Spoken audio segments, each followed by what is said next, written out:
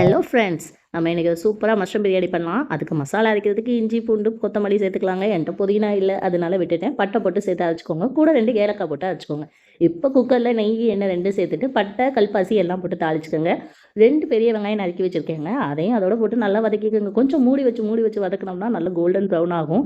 ரொம்ப தீஞ்சிராமல் அந்த ஓரளவுக்கு கலர் சேஞ்ச் ஆனோடனே 2 பெரிய தக்காளியை கட் பண்ணி வச்சுருக்கேங்க. அதையும் அதோட சேர்த்து நல்லா மிக்ஸ் பண்ணிக்கோங்க. நல்லா இதையும் மூடி போட்டு வதக்கிட்டே இருங்க. இப்போ 3 பச்சை மிளகாய் இதோட ஆட் பண்ணுறேங்க.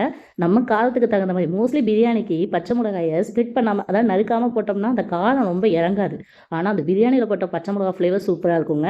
அப்புறம் இந்த மிக்சியில் அரைச்சோம் இல்லையா மசாலா, இஞ்சி பூண்டு அதெல்லாம் அரைச்சி அதோட சேர்த்து கலந்து விட்டுக்கோங்க. இதோட காலிஃப்ளவர் இருந்துச்சுங்க, அதுவும் மஷ்ரூமும் தான் நான் சேர்த்துருக்கேன். மஷ்ரூம் வந்து மார்க்கெட்டில் வாங்கினது கொஞ்சம் கலர் சேஞ்ச் ஆகிருந்துச்சு, அதான் சரி பிரியாணியாக பண்ணிடலான்னு விட்டுட்டேங்க. அதை வதக்கிட்டு ஒரு 1/4 ஸ்பூன் மஞ்சத்தூள் போட்டுக்கோங்க. 1/2 ஸ்பூன் மிளகாய் தூள் போட்டுக்கோங்க. 1/2 ஸ்பூன் போட்டாலே போதும், இல்லை போடாமலும் விட்டுடலாம். இது கொஞ்சம் டேஸ்ட் என்ஹான்ஸ் பண்ணுறதுக்காக மிளகாய் தூள் போடும். இப்போ நல்லா மூடி வச்சுருங்க. நல்லா வதங்கி வந்தோடனே அரிசியை போட்டுக்கோங்க. நான் இன்றைக்கி சாப்பாட்டு அரிசி தான் போட்டிருக்கேன். 3 உலக்கு சாப்பாட்டு அரிசிங்க. நாங்கள் யூஸ் பண்ணுறது மணச்சநல்லூர் பொன்னி, அந்த அரிசி தான் போட்டிருக்கேன். அதையும் போட்டு நல்லா கலந்து விட்டுக்கோங்க. இதுக்கேற்ற ருசிக்கு ஏற்ற மாதிரி உப்பு போட்டுக்கோங்க. கடைசியாக உப்பு டேஸ்ட் பண்ணி பார்த்துட்டு அப்புறமா இன்னும் கொஞ்சம் வேணும்னா போட்டுக்கோங்க. இப்போ ஒரு உலக்குக்கு 2 1/2 டம்ளர் தண்ணின்னு ஊற்றுவேங்க. புது அரிசி எப்படி இருக்குன்னு தெரியல, ட்ரை பண்ணி பார்ப்போம். இப்போ உப்பு செக் பண்ணிக்கலாம்.